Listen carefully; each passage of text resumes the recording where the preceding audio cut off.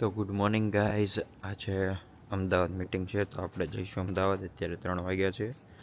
તો ઉઠીને પહેલાં કરીશું હર હર મહાદેવ, હર હર મહાદેવ. હવે આપણે નાહી ધોઈને નીચે દીવાબત્તી કરીને પછી જઈએ અમદાવાદ માટે.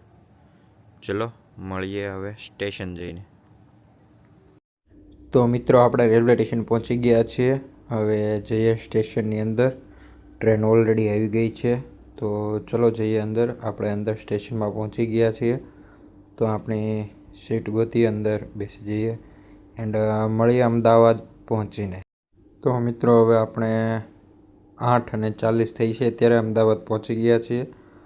તો ચલો જઈએ હવે કંપનીની ઓફિસ પર એન્ડ મળીએ કંપનીની ઓફિસે એન્ડ ચલો જોઈએ આગળ આજે શું શું થાય છે. તો હવે આપણે ઓફિસ પર પહોંચી ગયા છીએ. તો ચલો જઈએ એન્ડ મીટિંગ કરીએ. અને સૌથી પહેલાં આપણે સવારનો નાસ્તો અહીંયા કરીશું. તો ચલો આપણો નાસ્તો હવે આવી ગયો છે. તો પહેલાં નાસ્તો કરી લઈએ એન્ડ શું શું આજે થાય છે તે તમને બતાવતો જઈશ વિડીયોમાં. સો આગળ વિડીયોમાં બન્યા રહો. હવે આપણે મીટિંગ ચાલુ થઈ ગઈ છે. અત્યારે હવે બપોર થઈ ગયું છે. તો આપણે લંચ માટે રેસ્ટોરન્ટમાં આવ્યા છીએ. તો ચલો લંચ કરી લઈએ અને લંચમાં શું શું હોય છે તે પણ આજે હું તમને બતાવી દઈશ.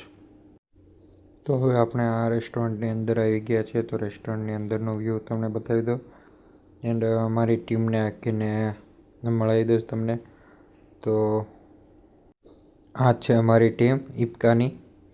તો મળીએ બધાને. અને તો હવે ટીમ સાથે લંચ સ્ટાર્ટ કરી દીધું છે. તો ચલો મળીએ. લંચમાં શું શું હોય છે એ તમને બતાવતો જઈશ. વ્લોગમાં બન્યા રહેજો. તો સૌથી પહેલાં સૂપ આવી ગયું છે સ્ટાર્ટરમાં.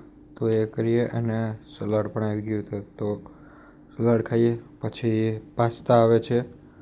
તો આપણે એ પાસ્તા પણ ખાઈશું. તો આ સ્ટાર્ટર હતું. હવે મેઇન કોર્સ પર આપણે જોઈએ તો પંજાબી સબ્જી છે અને એક વેજ સબ્જી છે, સાથે નાન છે. તો ચલો લંચ કરીએ એન્ડ આફ્ટર લંચ મળીએ.